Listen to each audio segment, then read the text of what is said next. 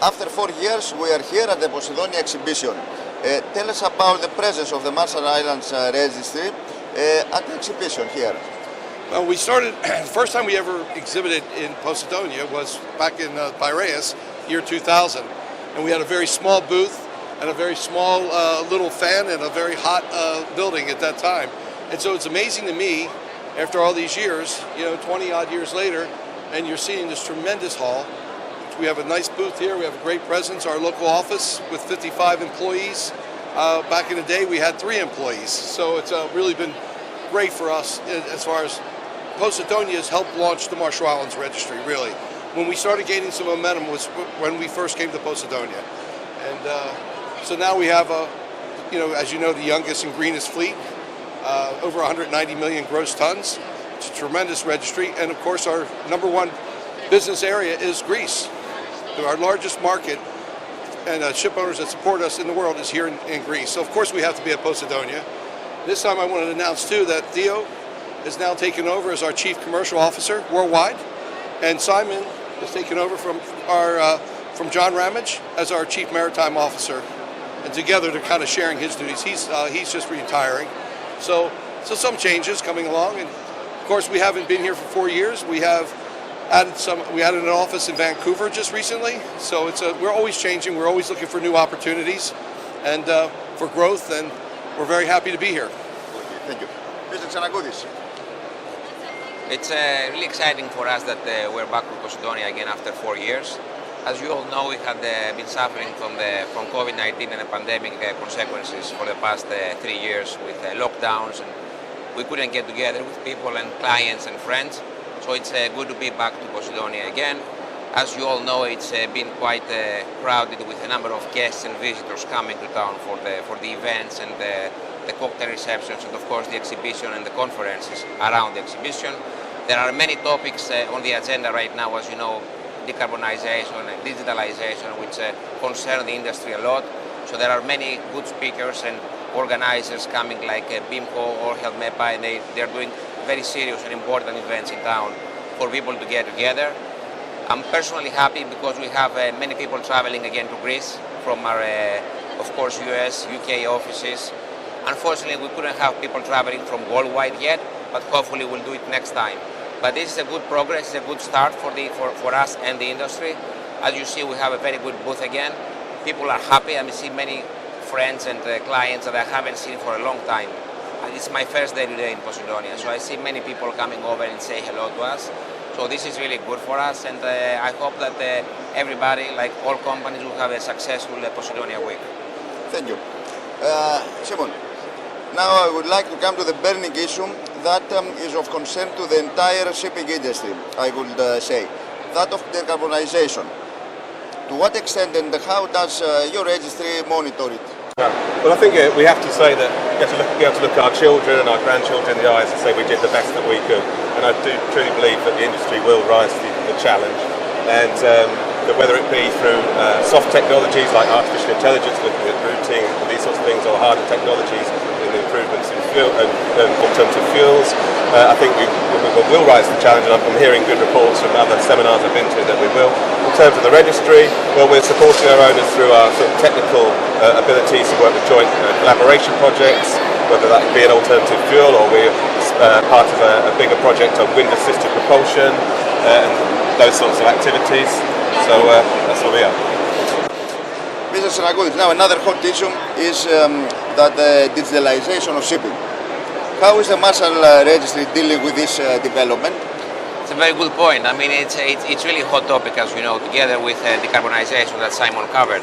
I think, I hate to refer again to COVID, but COVID was the catalyst on many changes, as you know. And one of the changes, technologies, I mean, we were doing baby steps before, the majority of the companies. Now, for the past 2 years, everybody is running on technology development. As a registry, we used to have technology improved for the past 20 years. We were one of the first, if not the first flag, that we were doing registrations all around the world. We had a platform like through a system in our IT that all the companies are connected. They can register ships from Piraeus to London to Hong Kong. And everybody was interconnected and we see on a real time what's happening. So that's something we developed 20 years ago. So for us, this is not something new. This is something that we have envisioned like from 2000.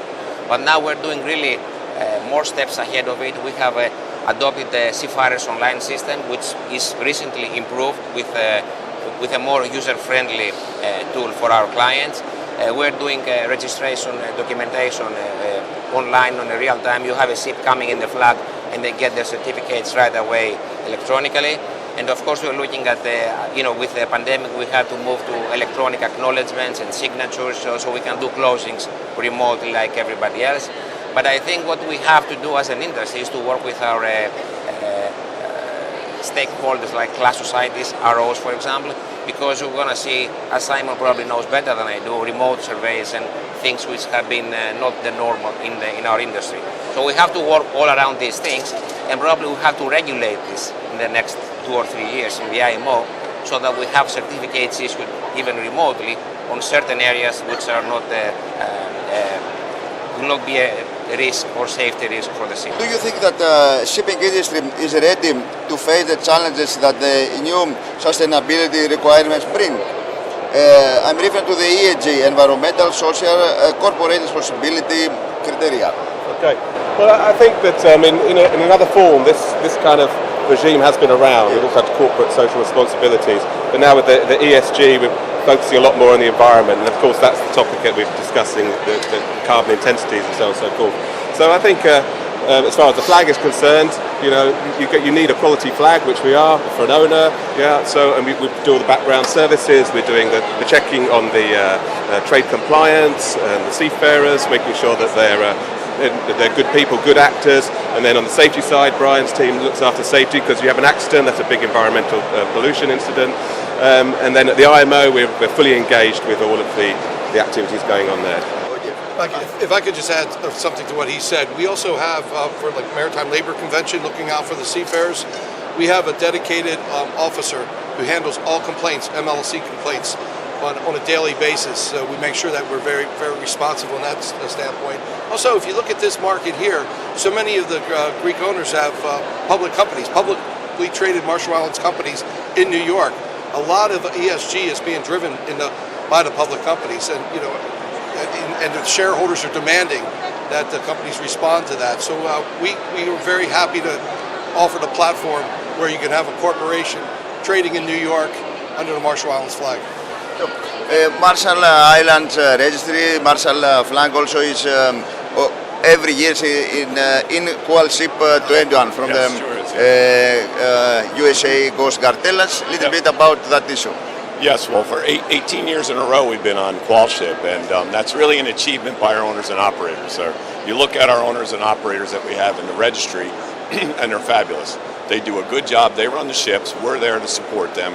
We're there to support the crews and actually influence good behavior on board the ships. It's the same old things that ships are getting in trouble for time and time again. And focusing on some of those areas with the owners and operators, improving that communication makes a big difference. So that's what we're focusing in there. Yes. If I could just add on Qual Ship, 18 years in a row, is it really, we say that like it sounds easy, but 18 years in a row has been a really tremendous achievement. Some registries will get on the Qual Ship and then they'll be off for several years. Because one of our major competitors just got on Qual Ship for 1 year. 18 years is another story. So it's the consistency of the quality in our registry that really shows. Mr. Xenakoulis, the Marshall Islands Registry still has a leading position in the Greek-owned fleet, as we said already, according to the recent data of the report presented by the Greek Shipping Cooperation Committee in London. So we understand that the Piraeus office plays a critical role. I think shipping is people's business, so we have to stay close to our clients. One of the things that Bill and the senior management of the company decided many years ago was to decentralize most of our operations, starting from the registration of ships, issuing of documents, and then gradually we improved, like adding technical staff, inspections. So everything was, the idea was everything to be done locally. And that's what the owners appreciate, not only in Greece, but of course worldwide. But since we are speaking about the Greek market, we have every division of the flag is represented in our office in Greece. So we have a strong technical team, we have very good inspectors, we have people working on radio, on documentation of ships, so we can cover almost 99% of the service of a flag state locally in Greece. So when someone has a problem, he can always call our office and solve it out right away, even sometimes without emails or without bureaucracy or like documentation coming back and forth. So this is really important, and the report represents the reality that the Marshall Islands was the first choice for the Greek ship owners in the past year, because we got almost 2 or 3 times more tonnage than our competitors. So I think the owners appreciate the fact that they can get real service, quick service, but also quality service from our people. I mean, we want to grow, and this is important. We want to grow, but we don't want to grow like no matter what and getting all the ships or ships that we shouldn't have in the flag, or managers or people that we don't want to work with. We want to grow the flag, but we want to have good people, quality operators, and good and safe ships. Yes. Yeah, I just wanted to add that it's important, Theo said, a decentralized system. What's really important, though, is when we did decentralize is we gave the authority to the international offices. Of course, Greece is our largest international office, as I already said, but it's also important that they have the authority. So local decisions are made here. We don't wait for the United States or other parts of the world to wake up to answer technical questions. Our Greek office is fully empowered and authorized to act on behalf of the registry, and actually is our leading international office with the experts that Theo has hired. So I just wanted to add that. It's really important that they have the authority to act. That's most important. Thank you very much. Thank you. Very much.